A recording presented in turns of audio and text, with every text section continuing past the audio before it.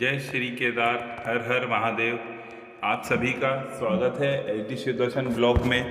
दोस्तों, आज का जो टॉपिक है थोड़ा सा अलग हटके है, क्योंकि हम जानते हैं कि अभी इस समय चारों तरफ जितने भी पहाड़ हैं, नदियां हैं और जितने भी समुद्र हैं, उन सभी का जो लगभग जल स्तर है या पहाड़ जो हैं वो अपनी जगह छोड़ रहे हैं, सरक रहे हैं पहाड़। तो ये क्या कारण है, इसके बारे में आज हम लोग बात करने वाले हैं। तो आप सबसे निवेदन है कि इस वीडियो को बनाने का जो मेरा उद्देश्य है केवल एक छोटा सा है कि हमें जो प्रकृति है उसके साथ कितना खिलवाड़ करना चाहिए, और जब प्रकृति अगर नाराज़ होती है तो वो हमारे साथ जब खिलवाड़ करती है तो उसका हमें कितना भुगतान करना पड़ता है। आज इसी बारे में दोस्तों हम लोग बात करने वाले हैं। तो जय श्री केदार, मैं संदीप दुबे अपने YouTube चैनल पे आप सबका स्वागत करता हूं। दोस्तों, आप देख रहे हैं और अभी तक हमने कंटिन्यू अपनी वीडियो में बताया है आप सबको कि अभी चारों तरफ पूर्व से लेके पश्चिम तक और उत्तर से लेके दक्षिण तक सभी जगह पे जो है अलग से प्रकृति का एक रौद्र रूप हम लोगों को देखने के लिए मिल रहा है। जगह जगह पहाड़ों के जो लैंडस्लाइड है उसकी खबरें आ रही हैं, और जो भी घटना घट रही हैं उसमें हमें जनहानि हो रही है। और ये एक दुखद है, क्योंकि हम जो है प्रकृति के साथ इतने इन्वॉल्व हैं, और छोटा सा भी प्रकृति के साथ जो छेड़छाड़ है जब हम करते हैं तो उसका पलट करके हमको एक अलग ही रूप देखने के लिए मिलता है, जो कि विनाश के रूप में हमारे सामने आता है।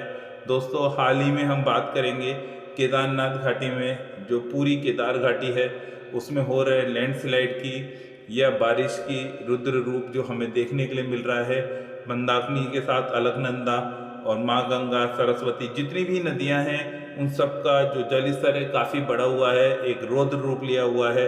सभी नदियां खतरे के निशान से ऊपर बह रही हैं, लगातार बारिश हो रही है, पहाड़ पूरे के पूरे पहाड़ गिर रहे हैं। दोस्तों, इसका एक जो कारण है वो ये है कि पहाड़ों पे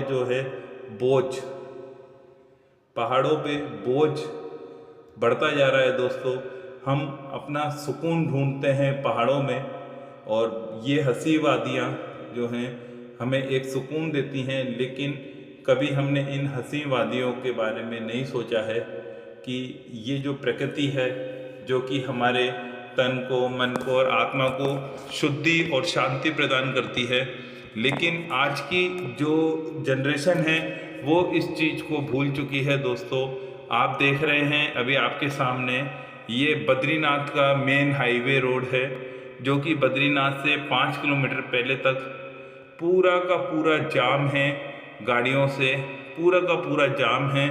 हम लोगों में एक होड़ सी मची हुई है एक दूसरे से श्रेष्ठ बनने की, कि हम अपने आप को एक दूसरे से आगे श्रेष्ठ बनाना चाहते हैं, और चाहते हैं कि अगर हमारा साथी जो है वहाँ गया है तो हम और भी अच्छी जगह जाएं, या अगर हम कंपटीशन जो है आपस में कर रहे हैं उसका नुकसान हम सबको देखने के लिए मिल रहा है। दोस्तों, अभी हाल ही में 10,000 जो व्यक्ति केदारनाथ घाटी में फंसे हुए थे, सेना द्वारा उनका रेस्क्यू किया गया, और वहाँ भी जनहानि हुई है, जिसके बारे में हम लोगों के पास अभी पूरी सूचना नहीं आई है। लेकिन आप सोचिए कि पूरी ज़िंदगी मेहनत करके जो मकान हमने बनाया था वो अगर एक बार टूटता है तो कितना दुख होता है उस परिवार को। तो ऐसी ही बहुत सी घटनाएं केवल केदारनाथ नहीं, सभी जगह देखने के लिए हमें मिल रही हैं। जगह जगह जो नदियां हैं वो अपना स्थान छोड़ करके जो बस्तियां बन गई हैं उनमें पहुंच रही हैं। क्यों? क्योंकि हम लोग नदियों के रास्ते में आ गए हैं, नदियां हमारे रास्ते में नहीं आई हैं। इस तरीके की घटना जो है बहुत ही झंझोर देने वाली घटना होती हैं दोस्तों, क्योंकि आज जगह जगह जो है पहाड़ों को काट करके सुरंगें बनाई जा रही हैं। ये अपने आप में एक चिंता का विषय है, क्योंकि जो पहाड़ कटता है उसको उतना मजबूत हम लोग नहीं करवा पाते हैं, कितनी भी हम लोग आरसीसी की मदद ले लें या जो नई मॉडर्न टेक्नोलॉजी है उसका हम लोग कितना भी उपयोग कर लें, लेकिन हम लोग वहाँ तक उसको उतना संतुष्ट नहीं कर पाते हैं कि वो जो एक पहाड़ है जो वर्षों से वहाँ है और आने वाले सालों तक, वर्षों तक वहाँ बना रहेगा, हम उसको जब काटते हैं तो उसकी अंदर की पूरी आत्मा खत्म हो जाती है दोस्तों, और वो अपने साथ साथ आसपास के जो क्षेत्र है उन सभी को प्रभावित करता है। ये हम लोगों ने ज़्यादातर देखा है, और कुछ घटनाएं हमारे सामने आई हैं जब प्रकृति हमारे साथ खिलवाड़ करती है, तो इस घटनाओं को हमें भूलना नहीं चाहिए दोस्तों। आज भी अगर हम देखें तो जो आध्यात्मिक यात्रा हुआ करती थी, चार धाम की यात्रा, आज उसको हमने टूरिस्ट पैलेस के रूप में बना लिया है।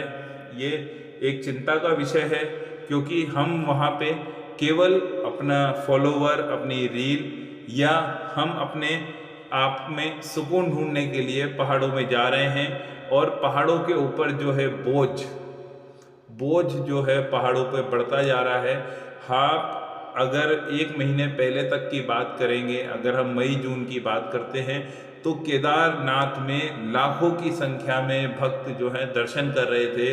चार धाम में गंगोत्री, यमुनोत्री, बद्रीनाथ, केदारनाथ, जैसे ही यात्रा चालू हुई सब जगह जाम के हालत हो गए थे, पब्लिक फंस गई थी रस्तों में, कि एक जो रास्ता है उस पर अगर 1000 व्यक्ति जा आ सकते हैं, उस पर 1-1 लाख आदमी था। तो आप इस बात का अंदाज़ा लगा सकते हैं कि कितना बोझ पड़ रहा है हमारी प्रकृति के ऊपर केवल हमारे मनोरंजन से। हम अपने आसपास सुकून खो चुके हैं, तो उस सुकून की तलाश में हम लोग उन जगहों को प्रभावित कर रहे हैं जो हमारे लिए और हमारे आध्यात्म से जुड़ी हुई जगह हैं, उनको हमने टूरिस्ट पैलेस बना लिया है दोस्तों। जैसे ही भीड़ बढ़ती है वहाँ पे उन जगहों पे सुविधा बढ़ानी पड़ती हैं, और जितने ज़्यादा भक्त पहुँचते हैं उन सभी के लिए रुकने की, खाने पीने की, सभी चीज़ों की व्यवस्था बढ़ाई जाती है। और इन सभी मॉडर्न टेक्नोलॉजी के बढ़ाने से पहाड़ों पे केवल पड़ता है बोझ।